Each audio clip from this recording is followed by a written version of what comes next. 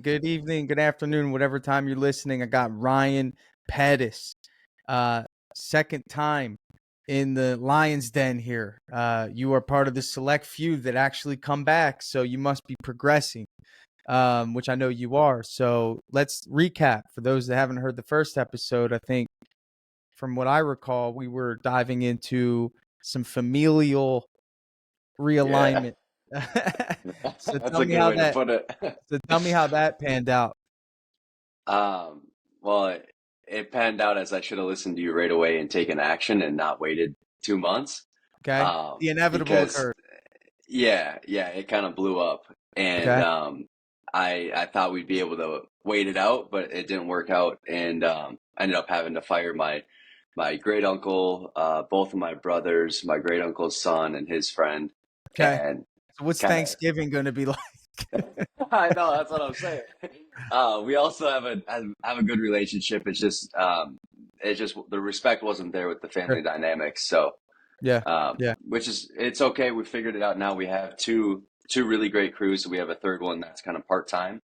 And right now they're all subs. I know you were saying to go to employees, and when we talked in that must have been March or something, April. Sure. It's September now, and I ended up going the subcontractor way just for now, trying to keep things moving. Eventually, I Yeah. want to do employees, but that's kind of where it's at right now. Okay.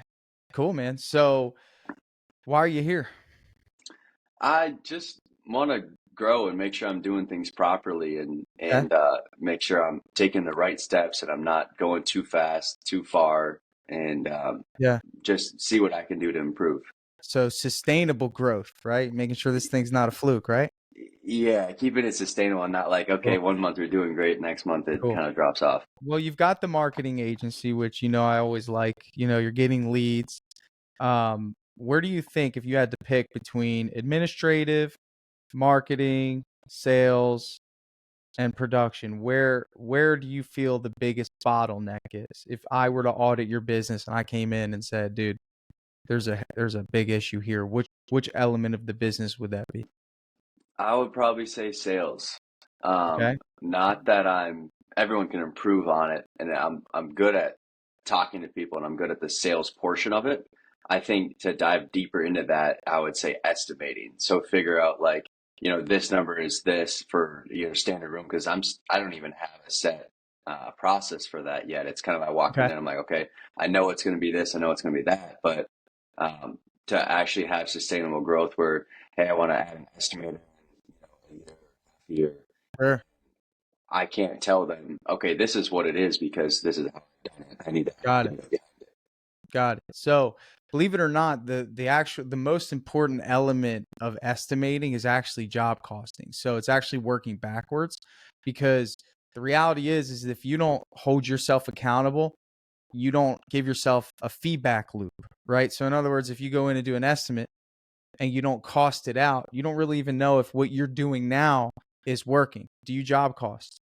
Yeah, we job cost every job. The only thing is we're working with subs, so we don't have like the numbers that they're actually putting in on the job. I don't think that's I, necessary. Hours are okay, hours, right? Like whether you're okay, using sub or not, they're like you're bidding out the job for a certain amount of time. Whether my employees do it or your subcontractors do it, it's going to take around the same amount of time, right? Hopefully, that would be the yeah. goal. So you always want to use the hours as a benchmark. I think for me, I wouldn't get too caught up in making sure you have pricing for everything just yet. I think it all starts with the type of jobs you take on, and that'll determine the complexity of your pricing. So, what type of jobs are you doing? Uh, well, right now we're kind of finishing off the exterior season, but we're moving towards the interior, just kind of walls and ceilings, and taking on some cabinets as well. Okay, so let's start with that. So that's three businesses. So make sure you clearly understand and And identify staining, there's and the staining, fourth yeah, business. It's important for you to see it that way because every time you take on something else, it's harder to scale. It just is. There's companies that are just doing stain. There's companies that are just doing exterior. Not so much in Minnesota, but more so interior. So interior and exterior are a good blend, but then you're adding cabinets, which is a great survival technique up north, which I can't knock you for. So let's start with pricing for cabinets. That's by far the easiest thing to price, right? So I hmm guarantee you go into a cabinet job, you're counting the doors and drawers, right? yeah, yeah.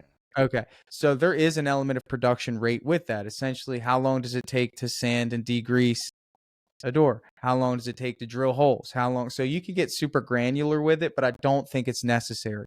I think, tell me what you're pricing cabinet doors and drawers out for right now. So the lower one that I've seen is like 130, and then Nick Slavic's at about 150.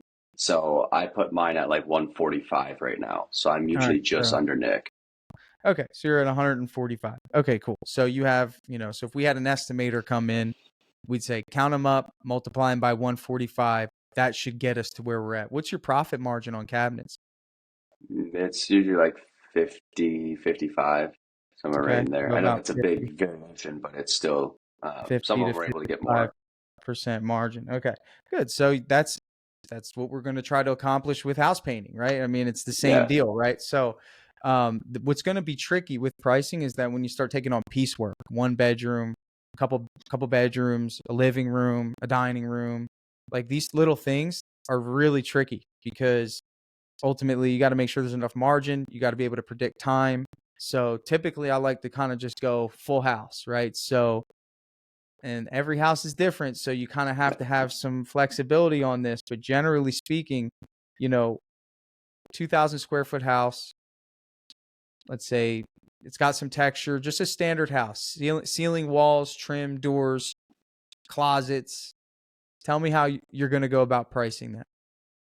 I would just go look at it in person on it because I don't even have a square footage price. Okay. So you kind of I just would, eyeball it. yeah, I look at it and say, okay, this room take this long, and then write it down, and then So this tell room me this what you're long. charging for that. I just want to know. So your average walls for like a standard room or for like 2,000 labor, square feet. The whole house is 2,000 square feet. I don't even, I mean, You can I don't even visualize. know what that. Okay. So that's a big bottleneck there, right? Because it's important for you to understand that like when you use square footage as a component, it simplifies the estimating process entirely, Yeah.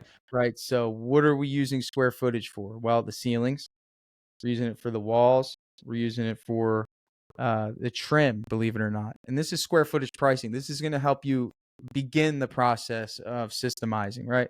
So even though trim is a linear foot measurement, you can use square footage because if there's a 5,000 square foot house and there's a 2,000 square foot house, there's a lot more trim in the 5,000. So if we just assign a number to that 5,000, it'll protect the integrity of the pricing, right? So, and your customers don't care, dude. I've been doing square footage pricing on house painting since I started because it was the easiest thing for me to do. It's like, okay, all I got to do is Google the square footage of this place and then assign a square footage price.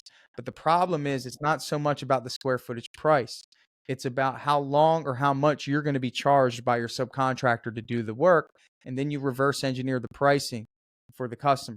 Because I guarantee that your subcontractor, if you're not giving them like in other words, how do they give you a price? Like that's also a consideration, right? So what's that relationship look like? So we have it set up where when a project is accepted through DripJobs, it automatically sends an email to the project manager listing out like the job, the work order, and then the price to give to the sub, which is at 50, it's like 35%. And Okay. uh, he just copies that, sends it over to the sub and says, this is the, it basically says this is a price type accept to get it on schedule. And then we Okay, just so say accept. you're dictating that based off of the margin, right? So, Yeah. and that's a good position to be in. When you get better, higher quality subs, I'm sure they're gonna want more money because they're paying their team more.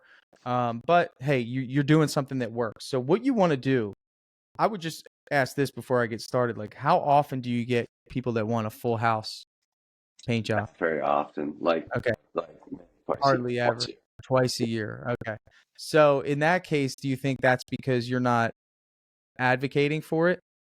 Um, or do you feel like what do you think the reason behind that is? Not getting like a full house paint job. Is that what Yeah, you're saying? Yeah. yeah. I'm not sure. Maybe I'm not hooked up with the right people and I need to go talk to realtors more and people that are buying houses or selling houses where they're, they want to get everything fresh, possibly. Okay. Yeah. So just the way that I've built my business is very rarely will I take anything that's less than 2 days worth of work, which is generally 60 to 70% of the house. right? Very rarely, because for me, like everything's about what we're best at. We come in, we're a big team, the margins are high, I have the pricing for it, right? Generally speaking, when you call us, it's for the whole house. Now, it's very hard to advocate for that on Facebook with just Facebook ads, right? I would use something like Angie Leads if you want to make that a focus, because the customer's indicating that they want 6+ bedrooms painted. You know what I'm saying?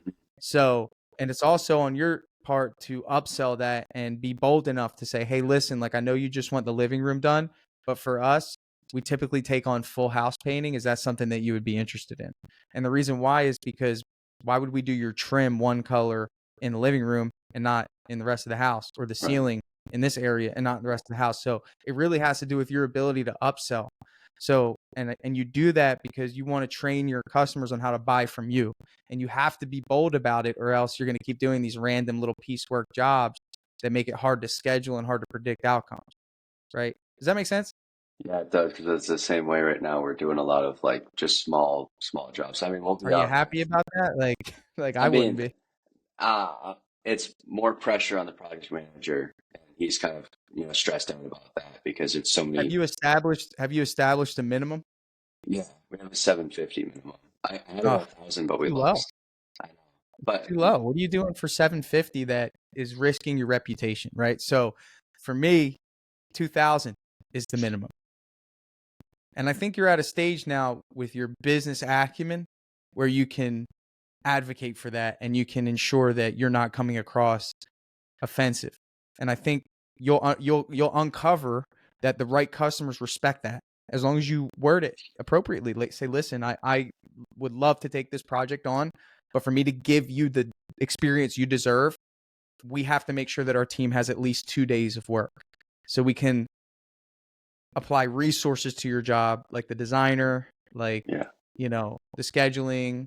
Our process is pretty tight, so that's typically how we operate. If you just want a bedroom done, there's some great handyman around here that could do that for you, but we typically only allow projects that have 2 or 3 or bedrooms or more. And if you keep doing that over and over and over and over and over again, you're going to be surprised, man. People will say, okay, well, can you give me a quote for the living room? Because they want to work with you. There was something about like your company that, they were inspired by, right? right. Yeah, So you need to establish. where do you establish that from? Is that from the initial phone call, or is that on the estimate itself? Well, I mean, when they submit the request, like it's important for you to get on the phone if it's something that isn't going to be worth you or your sub's time. And I think, look, there's elements of survival, right? If you don't have a job, you have to take it. But Mhm. generally speaking, like you want to stack your schedule with jobs that are marginal, that you can easily quote, you can easily sell, and you have like, okay, I got this crew booked for this week. I get this crew booked for this week. Kind of like your exteriors. Like into that usually doesn't happen on exteriors. Very rarely will you paint partial Right, exteriors, but for the interior, you want to make sure that you're setting boundaries. Because for me, I'm not even going to a bedroom. It's not worth it. I might give that to one of my guys for a side job on the weekend if I'm really like compelled to help, but it's just not worth our energy that we put into each project. So with that said, I'm going to give you a baseline for pricing that you can use and manipulate. But the goal here is to give you a baseline, right? So the next time you're presented with a full house, you have a baseline of pricing. Okay. okay, So for me, I found a lot of success in separating ceiling, walls, trim, and doors. okay, Okay. And the reason why is because I'm usually upselling everything, right? Like people yeah, want their walls and then they say, well, I want the trim painted. I've ran into a lot of situations where people didn't want the doors done. So for people that combine trim and doors, it's silly because there's a lot of people that don't want to go through the process of painting the doors. They just want all the trim freshened up. So I always separate them, right? So I'm going to give you my pricing. It's just a benchmark. So you need to manipulate it. So the next time you get one, you need to be like, hold on a second. Let me do the math on this, yeah. right? Figure it out. So the first thing is for ceilings, I'm anywhere between $1 and $1.50. Okay. Okay. Now this is Florida for those listening, so take it easy on me. Okay, it's a little bit different here. All right. So for walls, I'm anywhere between $1.50 and $2.50. Now, why? It's a big variation. Okay. Yeah, So package pricing is different. It's not proportional. You need to be able to describe that to your customer, because if I give you a price for the whole house, If you decide you don't want ceilings, you don't want doors, and you don't want trim, well, I'm not doing your walls for $1.50 a square foot. It doesn't make sense for me. So I need to increase the price of the walls because everything's based on margins. So when I'm painting walls, I could probably go a lot faster if I don't have to worry about masking off the trim, right? Right. You see? So you kind of use that variation, but it's all about setting expectations. Okay. So again, very important. Doors. Interior doors, you know, it depends on how much prep, but usually we're at between 75 and 125 per door. They're big doors, you know, And is that pretty easy, like right? just white on white, or is that White two panel coats? doors. Okay. Yeah, spray them, 2 coats. What about oak? If it's an oak door, Yeah, do you guys have a lot of those up there? a ton. Like everything's Yeah, oak. do they people usually probably don't want them painted though, unless they're already No, painted. they do. They want them painted from They want oak them to white. painted from wood to white. Yeah. Yeah, I mean, that's for you to figure out, right? You have to look at it, Yeah. just assign a price to it and say, this is the price whenever we have an oak door. How long does it take, right? We'll get into production rates. That's going to probably be better for production rates, but this is a good start before production rates is to just have a rate for bulk work. Okay. And then trim is generally speaking, I'm just going to assume everything's white when it comes to trim. Generally Okay. speaking, it's at 50 cents a square foot, up to $1 a square foot. Okay. And that's if the customer has crown molding, we'll just put $1. So 2,000 square foot house. And trust me, like I teach this methodology. It's called the 595 rule. Okay. And when you're first starting in your business, you don't want to get too caught up in pricing. You don't want pricing to be the bottleneck. You just want to get in front of people and build value because the pricing the pricing is subjective, right? If you build enough value, the pricing becomes the second most important thing. We got to learn value. Maybe we'll do that another time. So say it's 1,000 square foot house. We're going to go through our pricing model here. 2 bedroom, 1 bathroom, 1,000 square foot house, just to give you an example. Okay. So 2 bedroom, 1 bathroom, ceiling, walls, trim, and doors. Give me a price of what you would think it would be if you just walked in there and eyeballed it. 2 bedroom, 1 bath, and then like there's a living room, kitchen, dining room, everything. Yes. Right. One floor. A standard Probably home. One a standard floor, home. Okay. Where's my calculator? Hold on one sec. Don't use my pricing. Just I want to hear your thoughts. We're going to compare. With paint and everything included. What are you doing? The Pythagorean theorem, dude? No, I gotta price it out. Plus, I don't know, somewhere around like 4,500.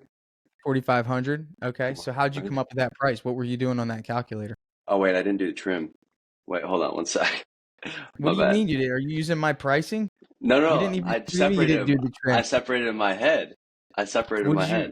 Oh, okay. So you were just like, okay, I'll price the trim this, I'll price the doors this. Yeah, somewhere around like probably 55 to 5,500. Okay. So I like the employee model because it's very predictable, right? So what we would look at, and we can use this to help us with our sub model because the sub model is just a group of employees who are employed by someone else. True? Right, yeah. So imagine how much they have to pay, and you should be considerate of what they're paying their team because obviously they're a business too, right? So they want to make money, right? Okay. Yeah. So with that said, imagine that there's 3 painters on their crew. Okay. Let's just say the owner of the sub crew is one of the painters. Okay. So what you want to do is you want to assign an hourly rate to that crew lead. I think it'll help you even be better with pricing. So if you have 3 people on a crew, let's say the crew leader gets 25 and the 2 employees get $20 and $18 an hour. Okay. So essentially you're keeping them staffed, right? Again, he's a owner operator that paints with 2 others. Okay. Let's just paint that picture real quick. How many days do you think it would take him to get that done? With a crew of 3? With a crew of 3. So if I'm your customer and you're selling me on this 1,000 square foot job, ceiling, walls, trim, and doors, and you know the crew has a team of 3, they're adequate. How many days could you tell me it would take in full certainty? I would tell you it'd take 3 days, but I would expect probably like 2.25 out of the team. Okay. So in other words, like if you had employees, you would quote this job with 3 days in mind, right? So remember, we have a $25 an hour leader and we have a 20 and an 18. Okay. So what we're going to do is we're going to figure out the labor cost. Okay. So let's see what that is. So 25 times 24, okay, is the crew leader gets 600. So that's 24 hours for him. He's going to spend 24 hours on the job, right? If he's there for 3 days, right? 20 times 24. So his number 2 man gets 480. Okay. Remember, he's spending 24 hours, and we're going to price it that way, right? And then the other guy gets 18. So he gets 430. Okay. So you have 600 plus 480 plus 432. All right. So that crew, the labor cost for that crew is 1512. Okay. So if you had a crew of employees and you were paying them 25, 20, and 18, it costs you $1,500 to staff that crew of 3. Okay. In labor. So I'm going to round that up to 1,700 to account for tax and insurance. All right. How much paint do you think it's going to need? Probably like 11 gallon, 12 gallons total. Okay. So let's go up to 15. And how much do you get per gallon? What do you pay? I mean, it depends on the gallon, or it depends on what it is. You're talking about like Generally speaking, yeah. What would ceiling and walls and Yeah, trim. just like give me an average per gallon Like price. just put like 55, Okay. 50. You must be using some nice stuff. Yeah, duration and then All emerald right, cool. urethane. We have 825. Okay. So our total cost, if we were if I was the sub and I had myself and 2 others, I need to make 25 an hour, right? That's what I'm hoping to make. And let's say you place the burden of paint on me, right? So we're at 1,700 plus 825.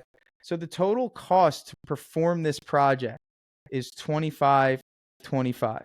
Okay, so about 2,500 bucks. Okay, Hmm. so do you see how we're working backwards here? Again, you need to have empathy for the sub, right? Right. Now I'm sure you're going to run into instances where he's going to want to make more than that, right? Or whatever the situation is. We just want to model our pricing based off of a best case scenario. Okay. Where again, now if you have an owner who has multiple crews, now you're going to have to factor in profit on top of that because he's there to make a profit. So the price is going to go up. That's why I Hmm. like the employee model, because you're eliminating the middleman and you have more Right. predictability when it comes to pricing. You're also going to make more margins, but if you can scale it and you have a lot of subs and a lot of jobs, way less headaches. So both models are good, but for me personally, I go employees. So that's 25. You gave me a price of, I think it was like 4,500, right? 55. Oh, you said 5,500. Okay. Yeah. It's like All right. 5 to 5, 55. Cool. So 5,500. So we have 25. We're going to divide that by 5,500. That's going to give us our gross profit margin of 46%. Okay. So assuming that everything goes well, okay, you're going to make 46% on the job, right? If you price it for that and your subcontractor agrees to getting paid 1,700 bucks. Now, based on what you told me, you give them 35% of the job, correct? Yeah, and I was thinking it would take them like 2.25 days, not necessarily like 3 full days. I would tell the customer 3 and then get done early, and they'd be happy about it. Yeah, they can. Yeah, but you want to make sure you compensate them for the projection, right? And it would be the same if you had employees. Generally speaking, you don't want your employees to get penalized for finishing early. It's almost like you allocate that time, because if they run over, you know what I'm saying? You need to just be considerate of that, because like the sub has to pay for that extra time. So you want to make sure there's a buffer there. At least that's how I would run it. But in any Well, case, what we do is we set up jobs for like 2.25 days, and then the rest of the half day they're starting another project, going on another thing. yeah, I mean, what you're assigning a fixed amount, so it doesn't really Yeah, matter. The more they get done, it's just important when you're structuring your pricing to understand both sides of the fence, and yeah. then you do what you want with it. But you're pretty close with that price. So let's drill it down to the pricing that I gave you. Okay, so we have 1,000 square foot house. Okay, so Hmm. with that said, let's say on the low end we charge 1,500 for walls. So that's saying that, hey, we're charging $1.50 per square foot. Okay. Let's say we charge $1 for trim. So that's $1,000. Let's say we charge $1 for ceilings. That's $1,000. And let's say there's 10 doors and each of them are 125 a piece. So it's 1, 2, 3,500 plus that's 4,750 at that pricing model. Okay. So okay, So that's 4750. all low end, right? That's all Yeah, low end. So for me, it's like all you got to do is make minor adjustments on that to find where your sweet spot is, because that only gets us to 4,750. So you might right. look at that and say, you know what? I want my wall price to be $1.75. I want it to be $2 a square foot, because if you do $2 a square foot, that puts you right where you were thinking. I mean, that'll put you at 5,250. So your wall price might be $2 a square foot. Your trim price might still stay at $1. Your ceiling price might stay at $1, and your door price might be 125 per door. And then you always charge extra for closets. So So I would charge I'm pretty standard just doing it the way that I am. I'm just slow. most of us. Most of us start that way. You just have to take what you did and make it into a formula.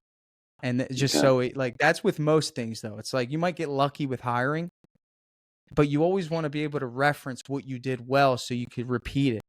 You don't want to rely on luck too much. And that's what you're doing now. And you're on the right path. You're already thinking, hey man, I'm here. I'm thinking like, and then once you have this, then you go to production rates, because the goal here is for you to say, okay, I'm looking at 1,000 square foot house. Let me measure the wall space. Let me measure the trim. Let me measure the ceiling. Let me count the doors, and then see if I can manipulate the rates to get me to that 52 to 5,500. So it's even more accurate. So if a customer has columns, or if the customer has 7-inch baseboard in relation to 5-inch baseboard, or if they have walls that need repair, I can manipulate the estimation to account for those small things. And I don't need to come in with my experience. I can put anyone in that position to do that for me. They just need to use the calculator. Yeah. So it's pricing's a journey, man. But I think that the best thing you could do is just start with the square footage pricing model and compare it, right? You're going to do an estimate maybe later today or tomorrow, and then you're going to say, okay, well, let me reverse engineer that. You could do it with a bedroom too.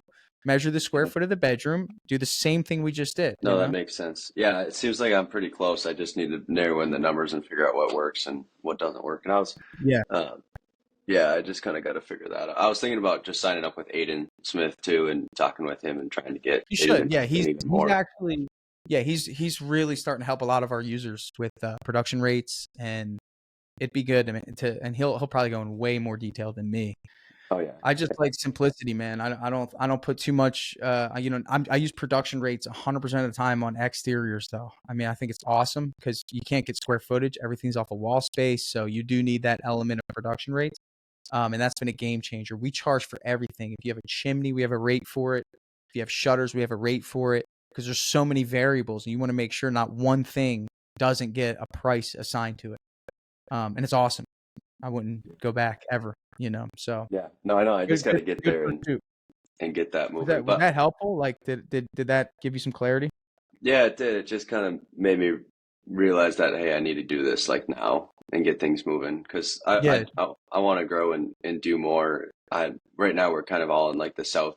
I'm kind of in the South Metro, and I want to expand into the kind of the west side of the city. There's a bunch more money out there, and it's I'm trying to figure out the best way to figure out our pricing in comparison to like some of the other companies around here. And Why? You well, I want to mentioned make that like you're too focused on other people's pricing. Why are you worried about it?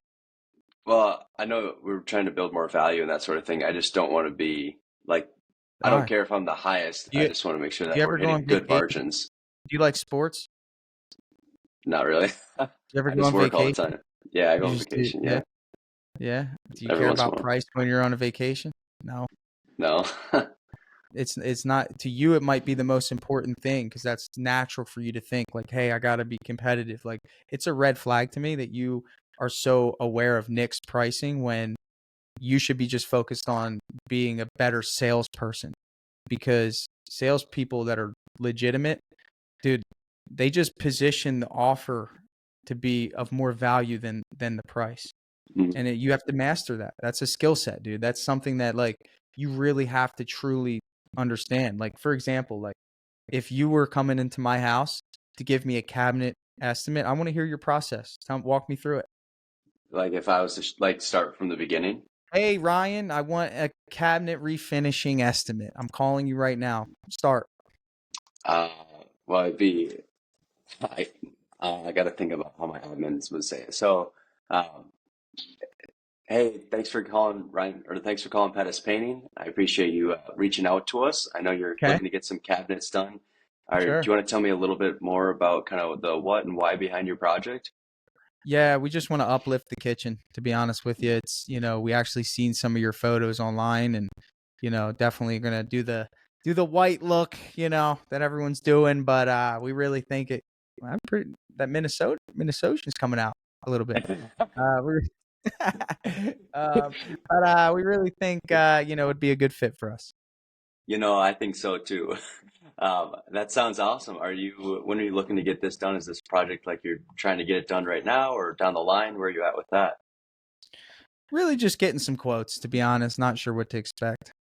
Yeah, absolutely. Well, have you worked with a painting company before on some other projects at all? Generally do it myself. This one Really? I feel like is outside of my wheelhouse.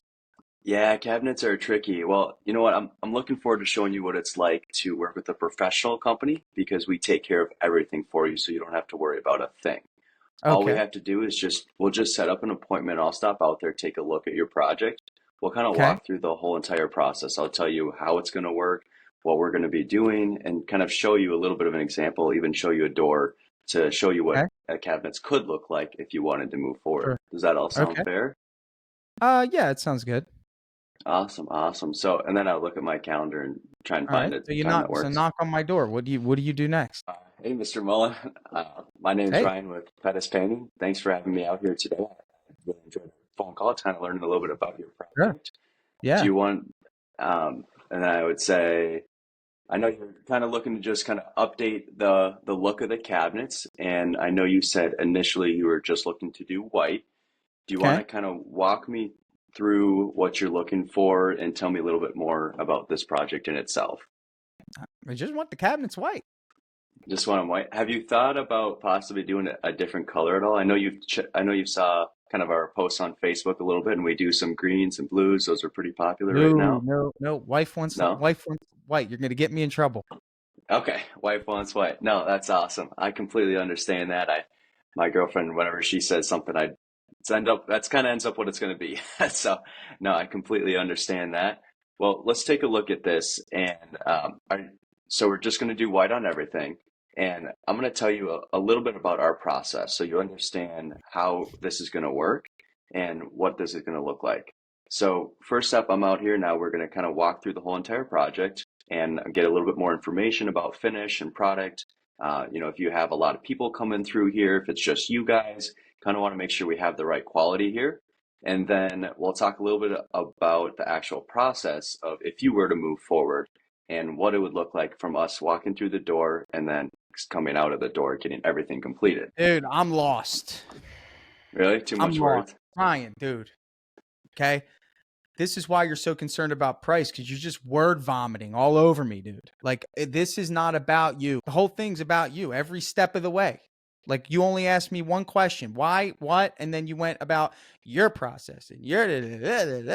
Okay. You need to stop and you need to think of what it would be like to actually be this customer. I challenge you to go hire a painting company to paint your cabinets because you don't have the empathy. You're missing Okay. it. I would actually implore you to hire a company to paint something for you so you can feel it. How can you sell something that you have never experienced? Yeah, you Really, can't. You can't. you You got to can't. know what it's You like. really want to be good at this? You really want to understand? You haven't even experienced what it's like to be a customer because I could tell. Because you're not delivering the value behind the project. Instead, you're just trying to get them to like you and pick you based off of things that they can't even visualize in their head. They're not the thing is that here's my problem. I'm gonna tell you what I would have done. Okay. The first thing is excitement level needs to go from a 3 where you're at right now to a 10-5. Okay. Because this is exciting and this is big. Okay. Right. This is a big deal. Okay. For a lot of people, they're not going to spend this much money on many things. And you're in the running to be that thing. You clear on that? Yeah, no, I completely agree. Okay. So excitement actually matters. Enthusiasm really matters here. You're monotone. You're not giving me the energy that I want. Okay. You're kind of you need to be more excited about this project than I am. Do you understand that clearly? If you want to win this game, if you don't want to win this game, that's fine. You can just continue doing what you're doing, and you're going to keep wondering what everyone's pricing stuff for.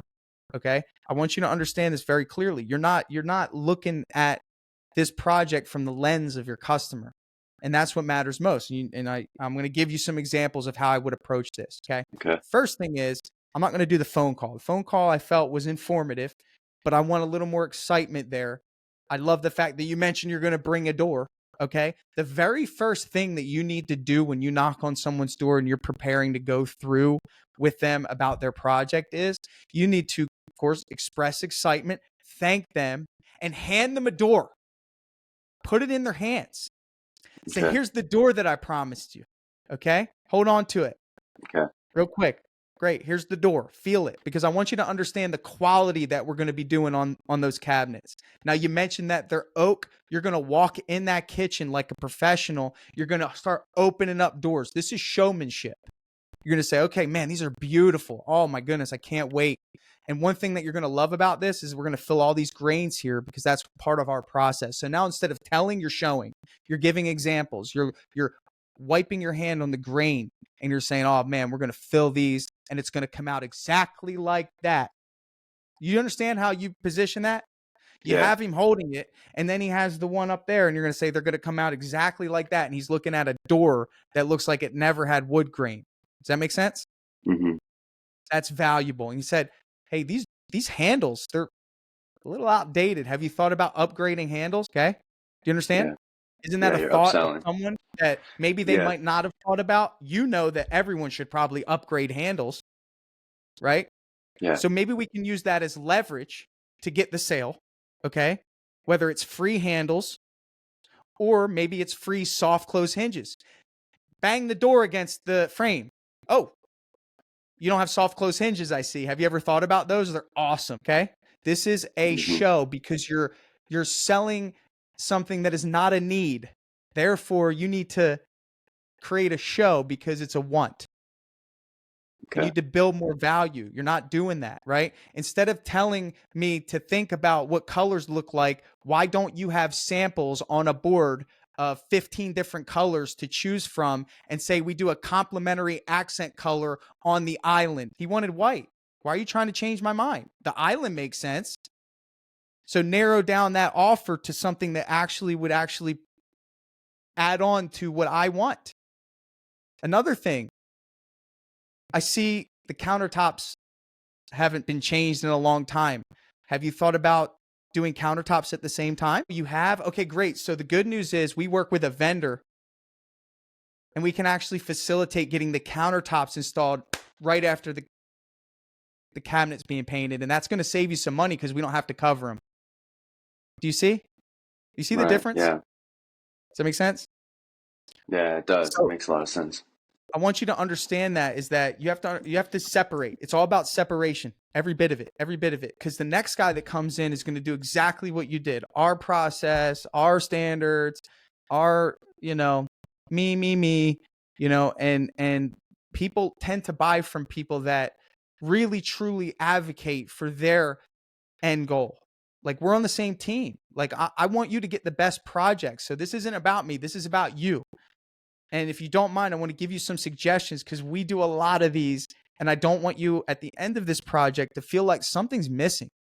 So I want to talk a little bit about the backsplash. I want to talk a little bit about the countertops. I want to talk about the hinges. I want to talk about how we can make this the best experience you've ever had with a remodeler. Does that sound okay? Awesome. I brought some example samples of handles. We use this soft close hinge. Here's an example of accent colors if you want to do it on the island. I don't need to know that answer right now. It will not affect the price.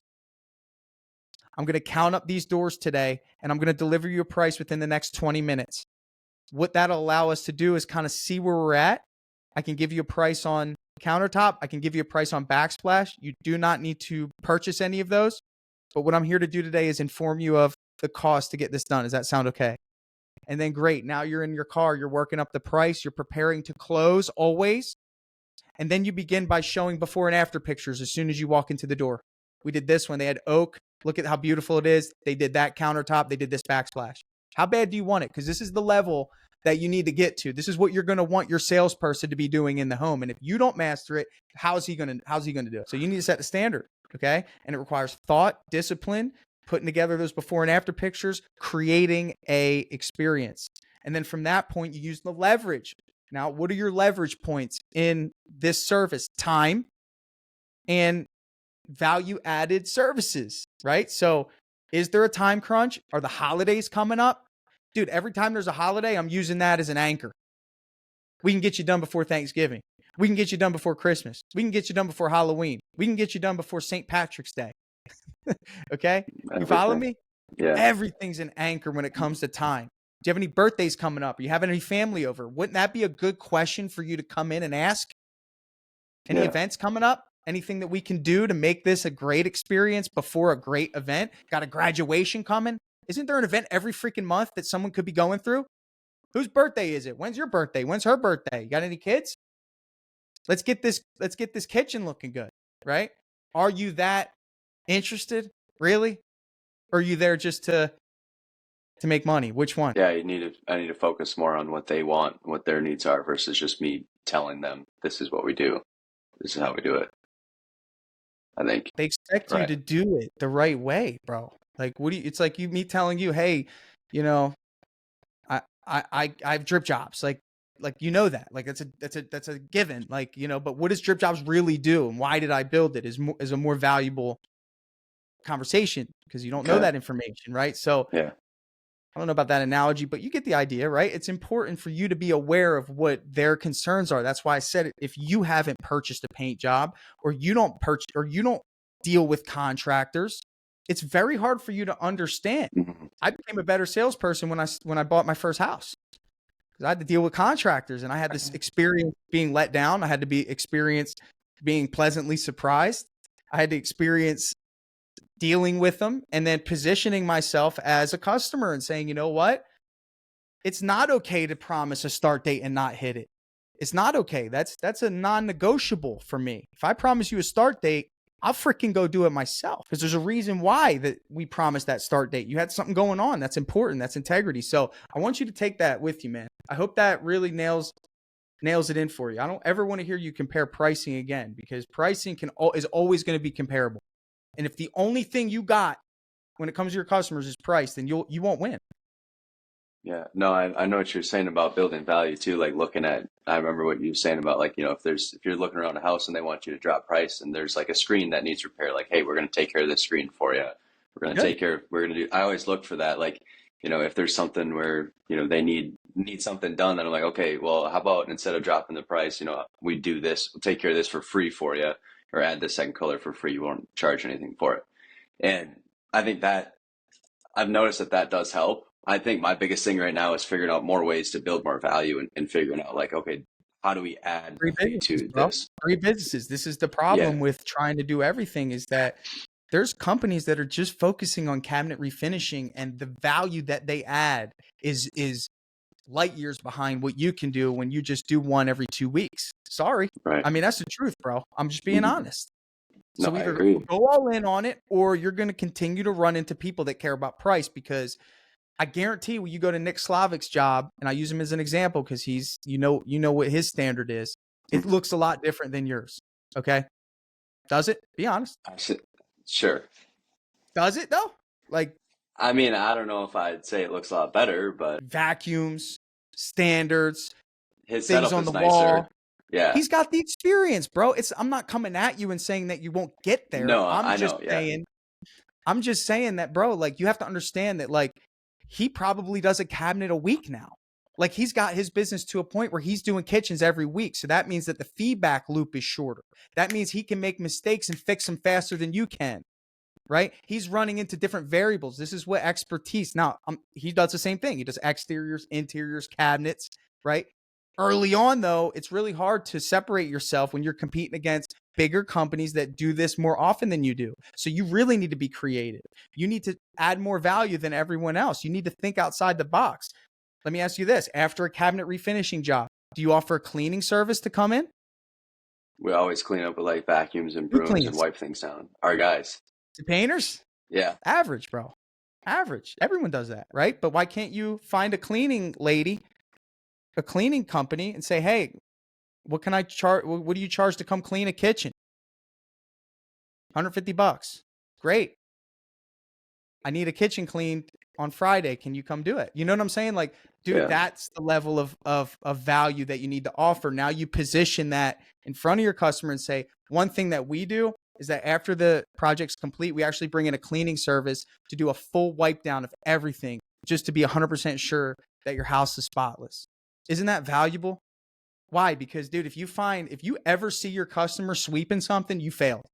If you ever at the end of the job see your customer, I've been in this position and I've seen it happen where my customer's cleaning. Okay. Have you ever seen that?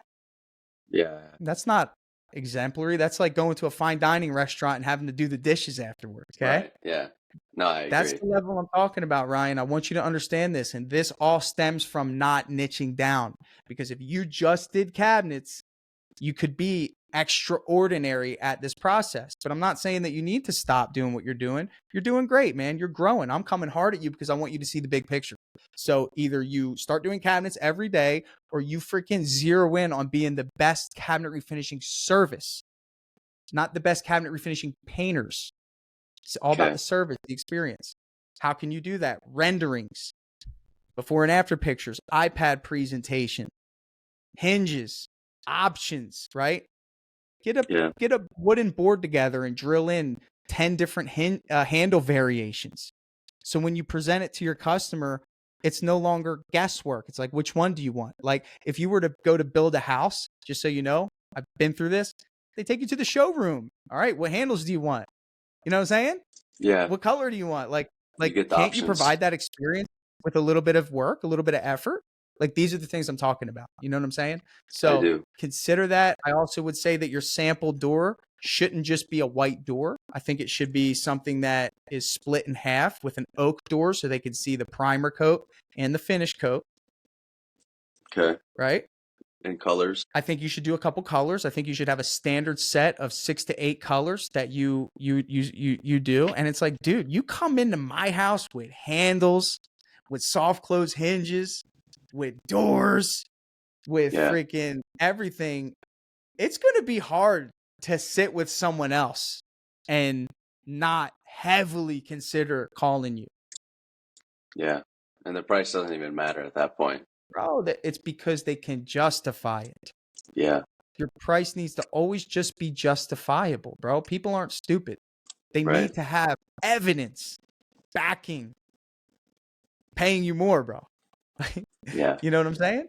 I do. So, I completely do. I got a bunch of notes down, and I'm going to do that. And yeah, dude, I think highly of you, Ryan. Dude, I know you had to make some tough decisions. You're in the group. I know you're going hard. I come from a place of love. I want you to win. Take it more serious. Be a little more enthusiastic, dude. You know, and seriously, you need to really wow people with value at this stage of the game now. If you don't want to keep worried about price, because that's a very comparable thing as cabinet refinishing. Everyone's pricing by the door. Hey, they're giving me 100. He's saying 125. You know what I'm saying? Like, stop playing that game, dude. You don't need to play that game. You'll always lose it. Just add the value. Yeah. Dude, just add the value. I completely agree. And I come from you know me, I do interior and exterior painting. I won't even touch cabinets. And we're still 8 years in, bro, learning how to do these jobs better and provide more value and to create a better experience, to do it faster, more efficient. Like, it takes time. So being split in so many directions with so many variables, small jobs, big jobs, exterior jobs, interior big jobs, interior small jobs, interior doors that are oak, interior doors that are painted, cabinets that are oak, cabinets that are painted. Brother, you're spreading your company very thin, which means that the quality is going to lapse somewhere. Yeah. You feel me? So I do. All right, Ryan. Hope this was helpful, bro.